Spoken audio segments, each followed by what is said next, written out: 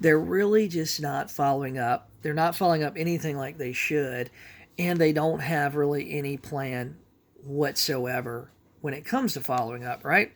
So we've all seen this sales statistic right here. I think that Grant Cardone used this. This right here, it's got Source National Sales Executive Association. But we've seen this sales statistic, and I think this is used a lot on the internet. And I think it's really interesting.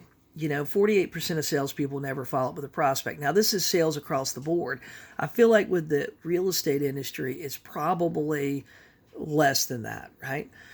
It's probably, instead of 48% of people never follow up with a prospect, it's probably 88% of real estate agents never follow up with a prospect. I mean, that's the truth. 25% of salespeople make a second contact and stop.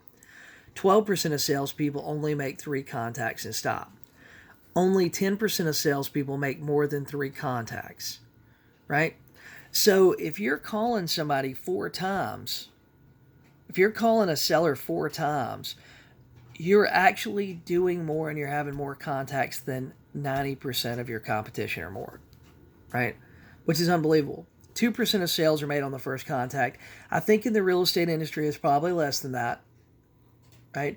If you actually physically talk to 100 people, I mean, yeah, you could set two appointments. You could probably set more than two appointments, right? We did some surveys about a year or so ago, where I think that it was 21 conversations to get one appointment.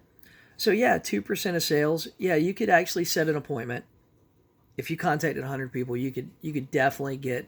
It doesn't matter how bad you are on the phone. You could set two appointments, right? 3% of sales are made on the second contact, 5% on the third.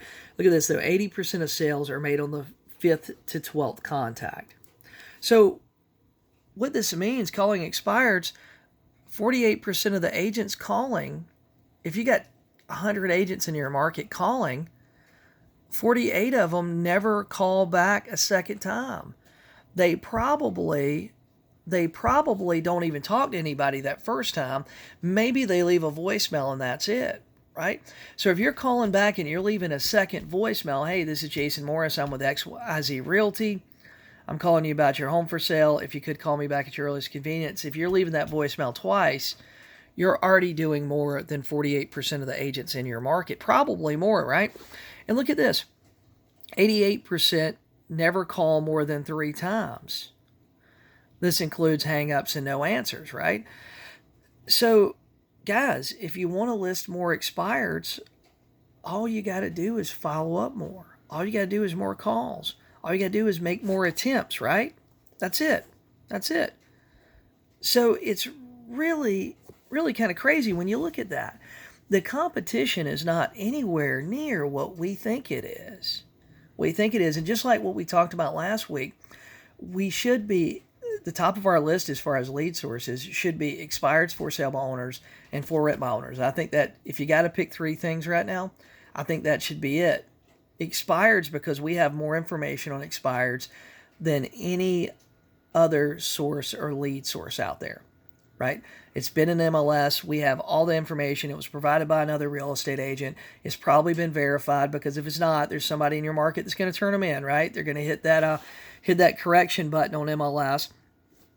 So expireds, for sale by owners, they're providing all the information for us. So they're providing it in the ad, and they really want to talk to anybody because they're hoping they can sell their house. And we'll see more of that as the market slows down. Than for rent by owners, because we know a lot about them too. We know a lot of people ended up with a rental property, not because they chose to be an investor, but because they got stuck with something. We know that they're typically going to sign a 12-month lease. We know that chances are, if they have a problem in the next 12 months, and it's their only rental property, it's a big problem, right? It's a big problem. So we know a lot about them. So for rent by owner people, they don't have a real emotional attachment to the house.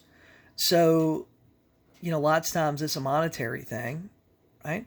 So we have a lot of opportunity, guys. RedX provides all three of those lead sources. If you call them, say, Jason Morris sent me, I'm in Real Estate Agents That Really Work, I'm in his coaching program, they will waive all the setup fees, and they often have package deals, right? So they're easy to get, and you can just open up your laptop and they're there. We don't have to prepare to make calls, right?